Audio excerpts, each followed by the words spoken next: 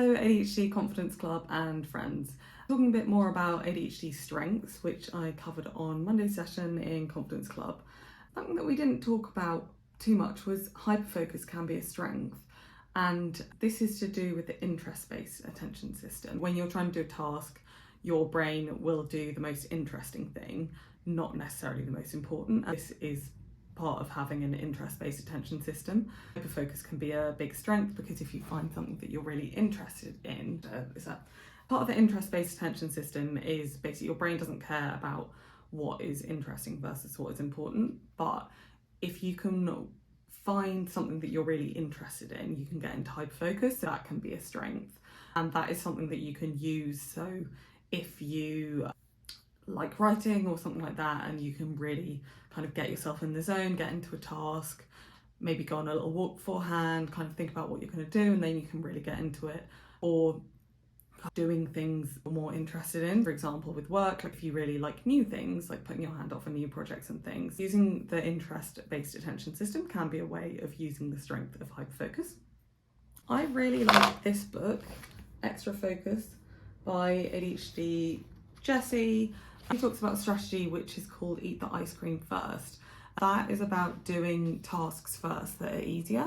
So not necessarily easier, but something that you're more interested in. For example, today I'm starting my day filming videos. That's something that I really enjoy, and I got to read some books. That's also tapping into my love of learning. If you look at your kind of VIA strengths on the VIA character survey, if you haven't taken it, I'll pop the link down below.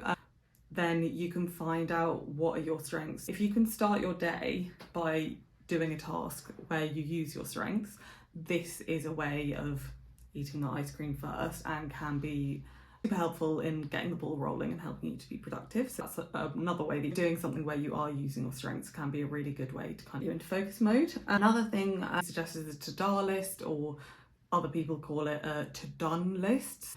You write down things that you've already done, and instead of like making a massive list of things that you haven't done, you just write something on it when it's done. And that again is a way of remembering what you've done, remembering your achievements, and practicing focusing on the positive.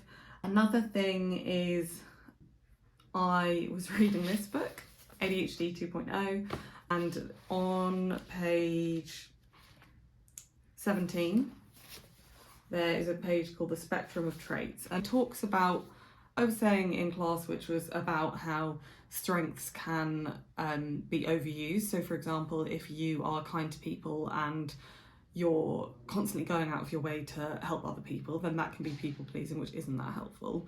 And then there are also things like, for me, if I do too many creative things, I get burnt out because it takes up a lot of energy. So most strengths have a good side and a bad side. So like love of learning is amazing if I'm researching something, but if I get down a rabbit hole and I need to, like for example, last week someone asked for holiday recommendations, and then I went down a huge rabbit hole of looking for Bali recommendations when I should have been working. That's not great use of it, but actually in my day-to-day life I love learning about people, and I'm a coach, so there's always two sides to it. And what people tend to do is, the moment you say there are two sides to every strength, they go, yes, I'm kind, but I'm also a people pleaser, and they really hook onto the negative.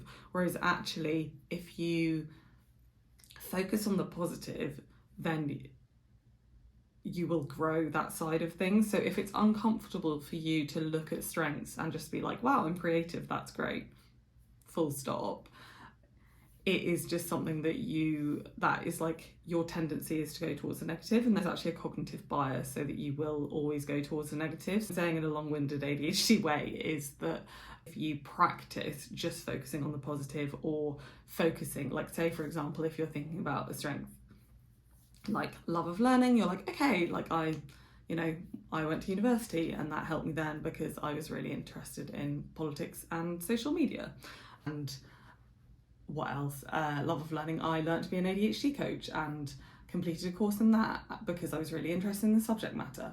And also sometimes I love learning about other people's holidays, and that's okay. So essentially, if you can practice when you talk about strengths, weighing it up towards the positive, then over time your thoughts will become more positive, because it's a bit like any kind of skill. Like the first, if you like learning a musical instrument, like the first, like I used to play flute in an orchestra, but like the first time I picked up a flute I couldn't do it, but after a while I could play Star Wars. That was fun.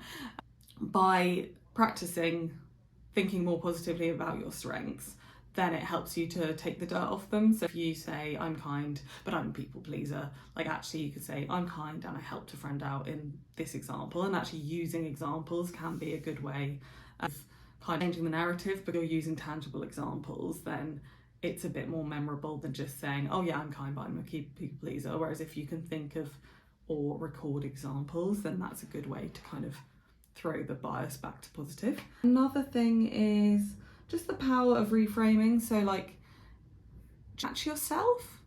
So if you find that when you talk about strengths you automatically go to the negative, just be aware of that and be like, okay, we went to the negative there, that's interesting. Not to judge yourself if you do go straight to the negative, because it is just what our brains do. It's okay. And on that note, like, with all of these things, like an exercise that we're doing this week is a proud of me moments list. It's a list of things that are small moments in your day that you're proud of yourself. Or it could be like making a frothy coffee in the morning is always my favourite. So it's like taking a moment for myself. It doesn't need to be these kind of big headline achievements, but it's practicing appreciation of, like, for example, I didn't want to get out of bed today. I got out of bed at like 10, maybe even like 11 o'clock to be honest. And then I went outside and went for a run in the rain, one extreme to the other. But actually the proudest moment for me isn't going on the run, it's actually getting outside. And kind of, if you can continuously record these small moments, however you do it, or even just kind of go, oh yeah, that was a bit of a proud of me moment, then again, that practices remembering the things that have gone well, which will then help you to feel more capable when you're in situations where things aren't going so well, because that is life. That's kind of a wrap up for this session, but it was super interesting to hear all of your different strengths. And yeah, like, what if you're watching this and you haven't done Confidence Club, like, recommend doing the via character strength survey, and also just thinking about like the positive parts of ADHD and just yourself in general. Not very British, but it does help. Awesome.